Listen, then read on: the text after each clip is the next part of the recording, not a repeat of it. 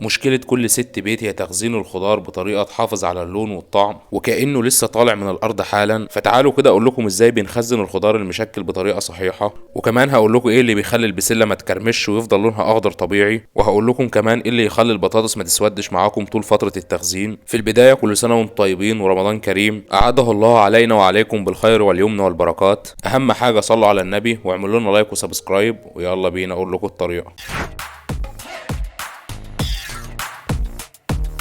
قبل ما نبدأ تعالى اقول لكم ليه لازم تخزنوا الخضار في البيت بنفسكم. اولا هتوفروا فلوس لان الخضار في الموسم بتاعه بيبقى سعره قليل. ثانيا لو في نوع خضار بتحبوه هتلاقوه موجود طول السنة. ثالثا ودي اهم حاجة هتبقى متأكدين انه متخزن بطريقة سليمة 100%. طبعا اللي فات ده جزء من خضار مخزنينه من قبل كده، تقدروا تشوفوهم على القناة. يلا نبدأ بفيديو النهاردة. اول حاجة هنبدأ بالمكونات، كمية البسلة اللي هنحتاجها في التخزين. تاني حاجة الجزر وبتبقى كميته ربع كمية البسلة. تالت حاجة البطاطس وبتكون اختياري وكميتها نفس كمية الجزر، ومية مغلية ومية ساقعة واكياس محكمة الغلق. يلا نبدأ بالتجهيز وهنبدأ بالبسلة. بعد ما اشترينا البسلة اللي احنا محتاجينها وانسب بسلة اللي بيكون حجمها متوسط، هنبدأ نفصص البسلة. الموضوع ممل جدا، لو حد عنده طريقة سهلة نفصص بيها البسلة اكتبوا لنا في الكومنتات. اهم حاجة صلوا على النبي. اتخطلنا يا ابني الحتة اللي خدت مننا وقت كتير دي. شفت الموضوع سهل ازاي؟ شوفوا المنظر عامل ازاي، كل حبايه زي اختها بالظبط. صلوا على النبي واعملوا لنا لايك وسبسكرايب بقى للحاجات الحلوه دي. تعالوا بقى ندخل على تجهيز تاني حاجه معانا وهي الجزر. هنغسلهم غسله في التمام. بص كده حاجه ما شاء الله. هنبدا ان احنا طبعا نقطع الجزء اللي تحت ده،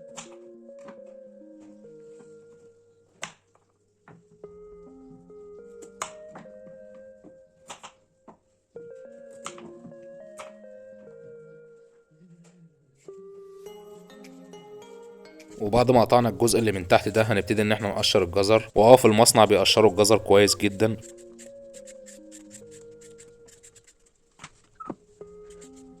وبعد ما خلصنا تقشيره نقطع الجزر مكعبات سنتي في سنتي.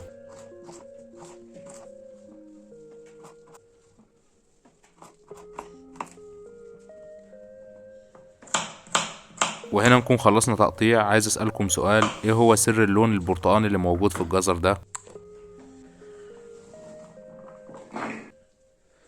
نضف يا باشا مكانك وتعالى نجهز اخر حاجة معانا وهي البطاطس.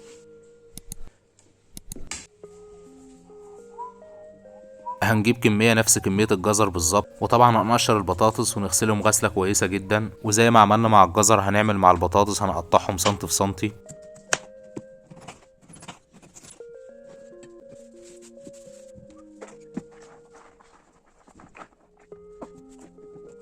تعالى بقى ندخل على المرحلة اللي بعد كده، مرحلة السلق. هتحط حلة على النار وتسيب المية لحد ما تغلي. المفروض هنا ان احنا بنسلق كل حاجة لوحدها، لكن علشان الكمية صغيرة فسلقناهم كلهم مرة واحدة. وطبعا بنسلق كل حاجة لوحدها لان نسيج البسلة ضعيف عن نسيج الجزر والبطاطس، وبنسيبهم يغلوا حوالي 3 دقايق.